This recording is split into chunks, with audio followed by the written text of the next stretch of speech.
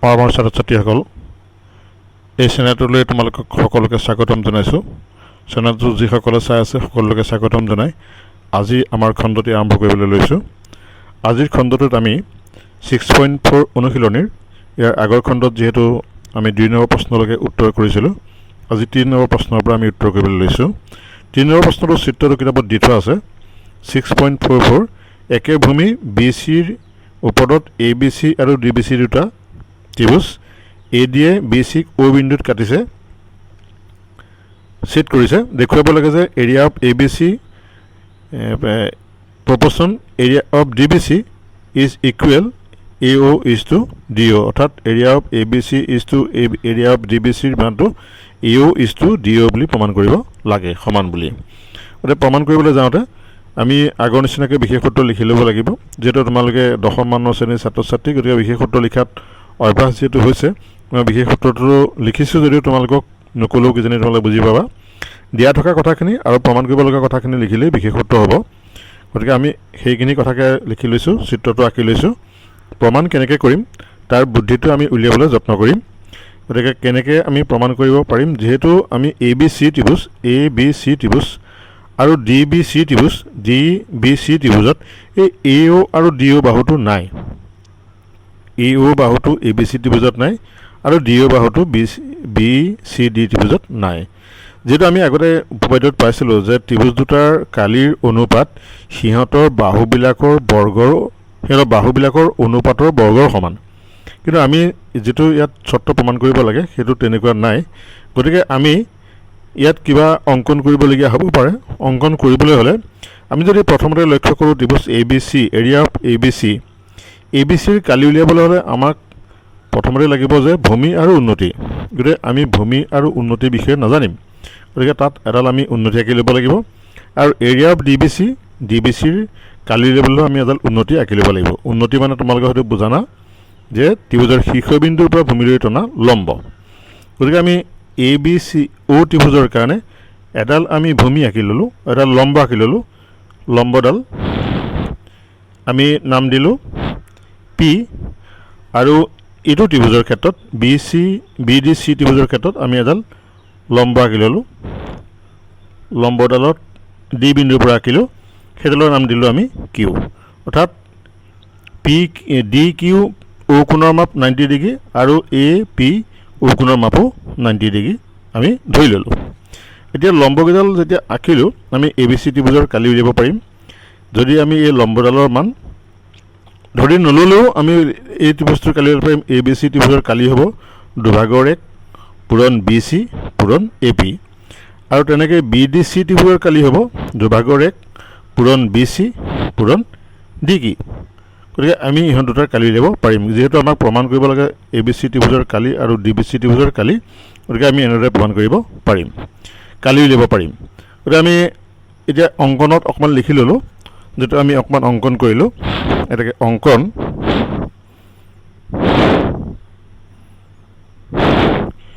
কি আঁকিলোঁ আমি এ পি লম্ব বি চি আৰু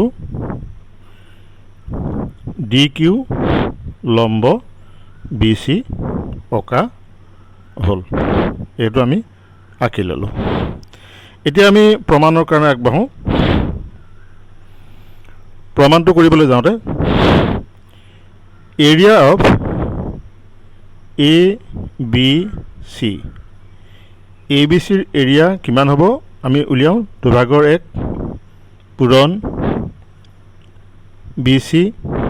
পূৰণ এ পি। যিহেতু ইয়াত আমি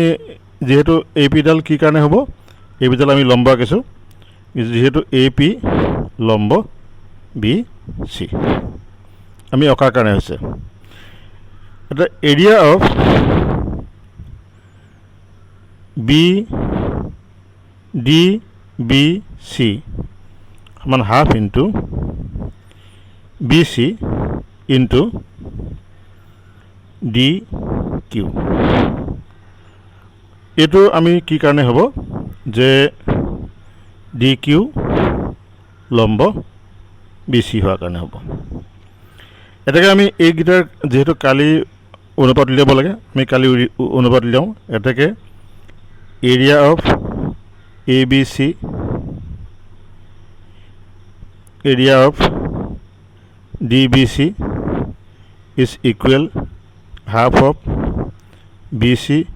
ইনটু এ পি আৰু half of B C into D Q যেহেতু হাফে হাফে কটাকটি যাব বি চিয়ে কটাকটি যাব গতিকে A P by D Q থাকিব এতেকে area of A B C area of D B C is equal A P by D Q এইটো আমি 1 নম্বৰ সমীকৰণ নাম দিলোঁ এতিয়া আমি যেহেতু আমাক এ পি আৰু ডি কিউৰ লগত সম্পৰ্কিত কৰিবলৈ কোৱা নাই আমাক সম্পৰ্কিত কৰিবলৈ কৈছে এ অ' আৰু ডি অ'ৰ মাজত গতিকে আমি এই দুটা সৰু ত্ৰিভুজ সদৃশ হয় নেকি পৰীক্ষা কৰি চাওঁ এ পি অ' আৰু ডি কিউ অ' এই ত্ৰিভুজ দুটা সদৃশ হয় নেকি আমি পৰীক্ষা কৰি চাব পাৰোঁ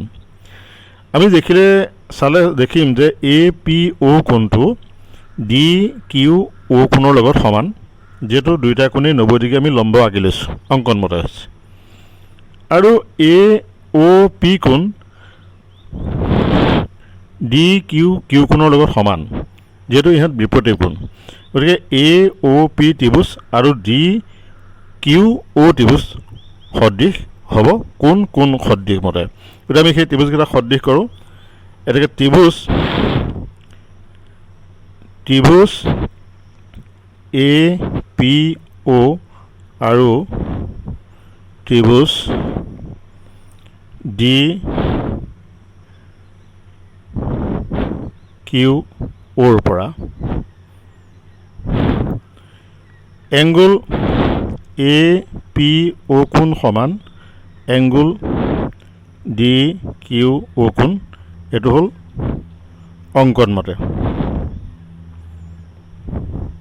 অংকন মতে হৈছে এইটো সমান 90 ডিগ্ৰী হৈছে দুইটা কোণৰ মাপ ইকুৱেল 90 ডিগ্ৰী আমি লিখিব পাৰোঁ ইকুৱেল 90 ডিগ্ৰী অংকন মতে তাৰপিছত আমি লিখিব পাৰিম এংগুল এ অ' পি কোণ সমান এংগুল ডি অ'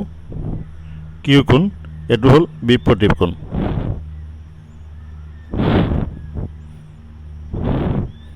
গতিকে আমি ত্ৰিভুজকেইটা সদৃশ কৰিব পাৰিম এনেকৈ ত্ৰিভুজ এ পি অ' সদৃশ ত্ৰিভুজ ডি কিউ অ'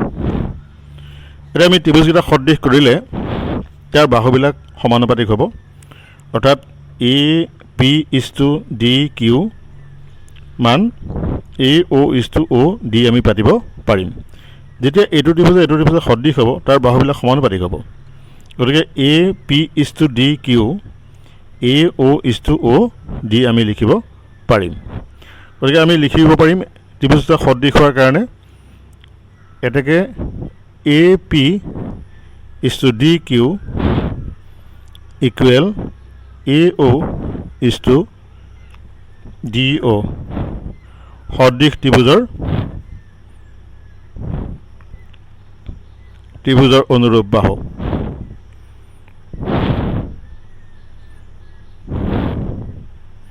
অনুৰূপ বাহু অনুপাতবিলাক সমান হ'ব গতিকে এইটো আমি নম্বৰ দিলোঁ এইটো সমীকৰণৰ নাম দিলোঁ 2 নম্বৰ 1 নম্বৰ আৰু 2 নম্বৰ সমীকৰণটো যদি চাওঁ 1 নম্বৰ সমীকৰণটোত A P is to D Q আমি মানটো পালোঁ A P is to D Q A O' is to D O' গতিকে আমি 1 নম্বৰ আৰু 2 নম্বৰত অৰ্থাৎ 1 নম্বৰ সমীকৰণত যদি 2 নম্বৰ মান বহাই দিওঁ তেতিয়াহ'লে আমি যেটো বিচাৰিছে বা প্ৰমাণ কৰিবলৈ দিছে সেই ৰিজাল্টটো আমি পাই যাম এতেকে 1 নম্বৰত 2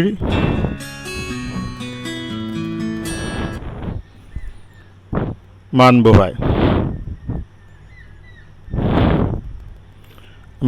আমি পাম area of A B C area of D B C is equal A O' is to D O' এইটো হ'ল প্ৰমাণ কৰা হ'ল গতিকে আমি এনেদৰে প্ৰমাণ কৰিব পাৰিম 4 নম্বৰ জ্যামিতিটোৰ ক্ষেত্ৰত আমি যদি লক্ষ্য কৰোঁ দুটা সদৃশ ত্ৰিভুজৰ কালি সমান প্ৰমাণ কৰা যে সিহঁত সবৰসম অৰ্থাৎ ত্ৰিভুজ দুটা সদৃশ 1 নম্বৰ চৰ্ত 2 নম্বৰতে কালি সমান অৰ্থাৎ দুটা চৰ্ত দি থোৱা আছে তেতিয়া আমি প্ৰমাণ কৰিব লাগে ত্ৰিভুজকেইটা সৰ্বসম বুলি প্ৰমাণ কৰিব লাগে অৰ্থাৎ সৰ্বাংগসম বুলি প্ৰমাণ কৰিবলৈ লাগে তাৰ বাবে আমি চিত্ৰ বিশেষত্ব আঁকি লৈছোঁ তোমালোকে এইটো আমি চিত্ৰ আঁকি ল'লোঁ যে এ বি চি আৰু ডি ই এফ দুটা ত্ৰিভুজৰ নাম দিলোঁ যেহেতু ত্ৰিভুজকেইটাৰ ইয়াত নাম দিয়া নাই গতিকে আমি নিজে ধৰি লৈছোঁ কোনোবাই এ বি চি নলৈ বেলেগো নাম ল'ব পাৰে গতিকে আমি সেইকাৰণে বিশেষত্ব ইয়াত লিখা দৰকাৰ হ'ব দিয়া আছে A B C area of A B C is equal area of D F আৰু ত্ৰিভুজ A B C is similar ত্ৰিভুজ ডি এফ প্ৰমাণ কৰিব লাগে তাত এ বি চিৰ কালি ডি এফৰ কালি সমান আৰু এ বি চি ডি এফৰ সদৃশ প্ৰমাণ কৰিব লাগে এ বি চি ত্ৰিভুজ সৰ্বাংগসম ডি ই এফ প্ৰমাণ কৰিবৰ বাবে বিশেষ জটিলতা নাই যেহেতু দিয়া চৰ্তখিনিৰ পৰা বহুত যথেষ্ট চৰ্ত দি থোৱা আছে এ বি চি আৰু ডি ই ত্ৰিভুজ সদৃশ বুলি দি থোৱা আছে আমি লিখি লৈছোঁ গতিকে সিহঁতৰ কালিৰ অনুপাত সিহঁতৰ বাহুবিলাকৰ অনুপাতৰ বৰ্গৰ সমান হ'ব গতিকে আমি সেই কথাটোকে লিখিছোঁ যিটো আমাৰ উপপাদ্য পাই থৈছোঁ গতিকে এ বি চিৰ কালি ডি বি চিৰ কালিৰ অনুপাত A B is to D whole square B C is to E F whole square A C is to D F whole স্কোৱাৰটো আমি 1 নম্বৰ সমীকৰণ দিছোঁ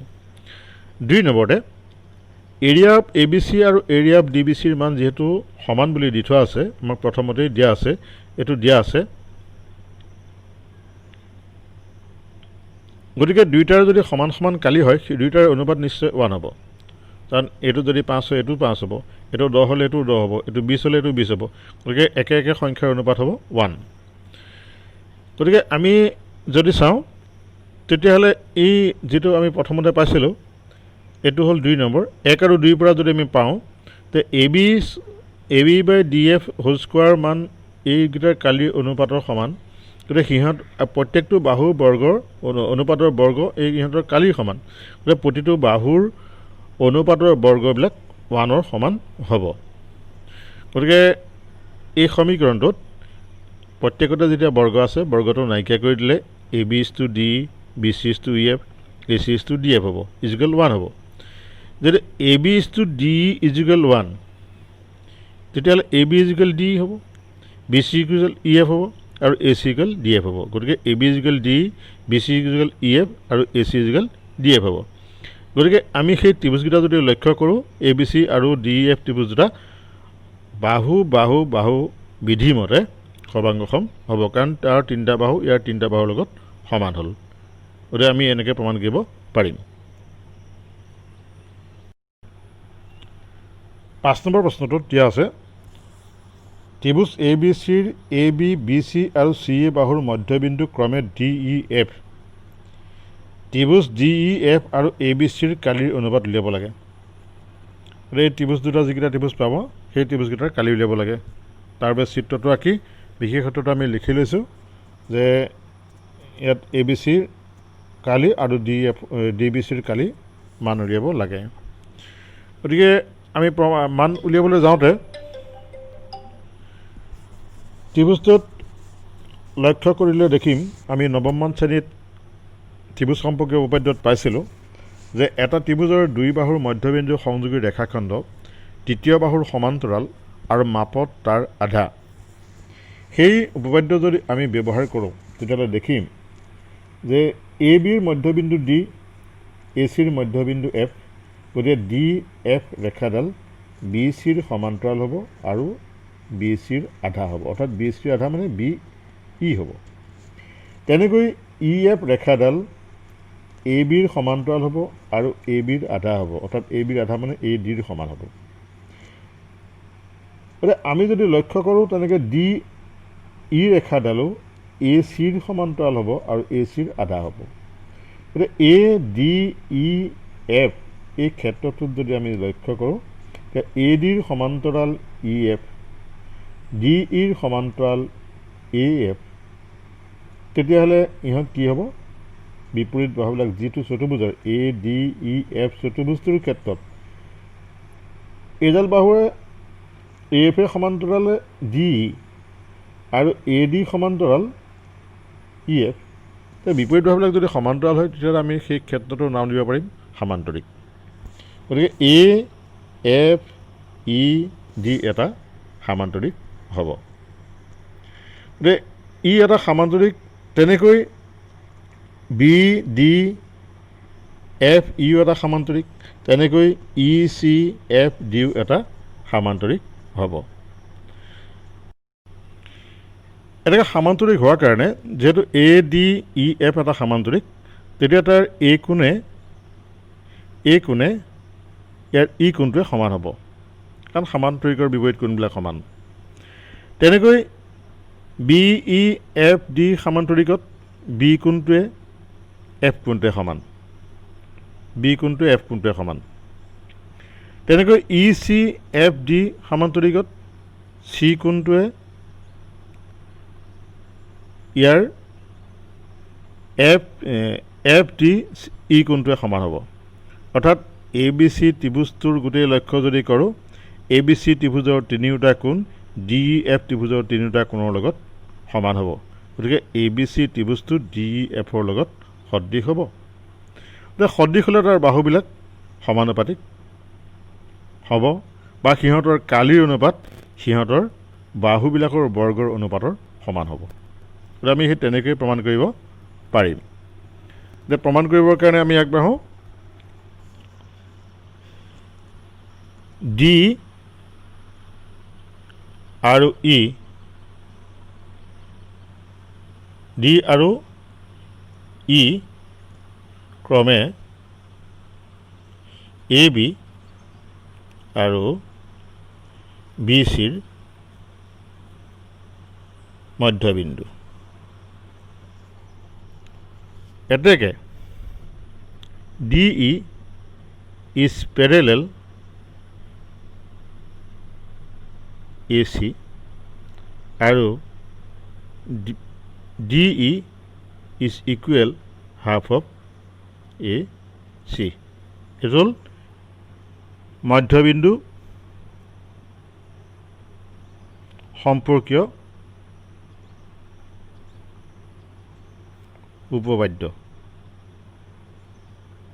উপবাদ্য মতে। এইটো যেনেকৈ সমান আৰু সমান্তৰাল হ'ল, তেনে ডিডাল যেনেকৈ এ চিৰ সমান্তৰাল আৰু তাৰ আধা হ'ল, তেনেকৈ আমি গোটেইবিলাক বাহুৱেই আমি লিখিব পাৰিম ই এফ, তেনেকৈ ই এফ সমান্তৰাল এ ডি হ'ব। এতেকে এ ডি ই এফ এটা সামান্তৰিক।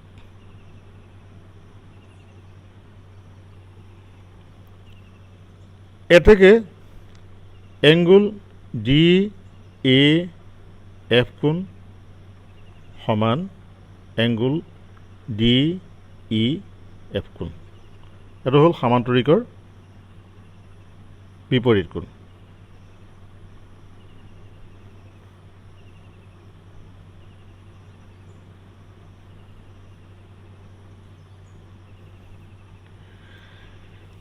এইটো আমি যেনেকৈ আমি উলিয়ালোঁ যে এই কোণটো আমি সামান্তৰিকৰ বিপৰীত কোণ যেনেদৰে উলিয়ালোঁ,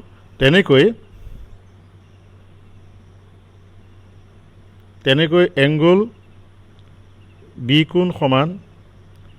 এংগুল ডি এফ ই কোণ আৰু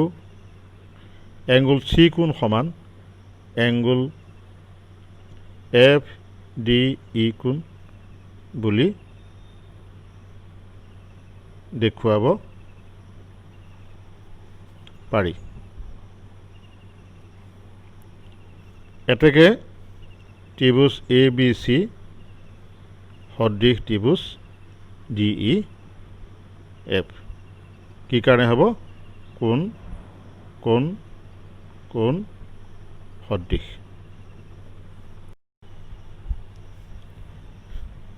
এটাকে আমি যদি এৰিয়া লওঁ এটাকে area of DEF area of ABC is equal আমি এই ত্ৰিভুজকেইটাক যদি সদৃশ অনুপাতে মিলাই চাওঁ তেতিয়া BCৰ বাহু নিচিনাকৈ DF বাহু থাকিব গতিকে আমি তাত যদি ইয়াত যদি আমি DF লিখোঁ তেতিয়াহ'লে ইয়াত আমি BC লিখিব লাগিব DF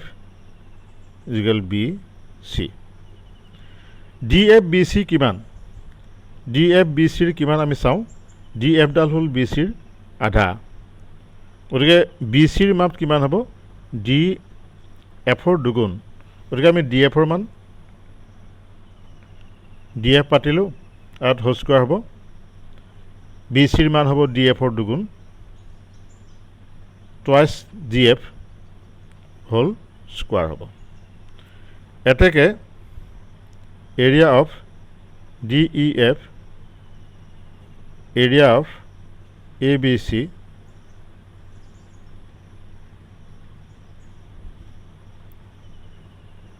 দুয়ে ইয়াত DFে কটা দি গ'ল ইয়াত থাকিলে 1 ইয়াত 2 খোজ স্কোৱাৰ কৰিলে হ'ব 4 গতিকে ইহঁতৰ অনুপাত হ'ব 1:4 এইটোৱে হ'ল মান গতিকে এইটো হ'ল সমাধান এইটো এনচাৰ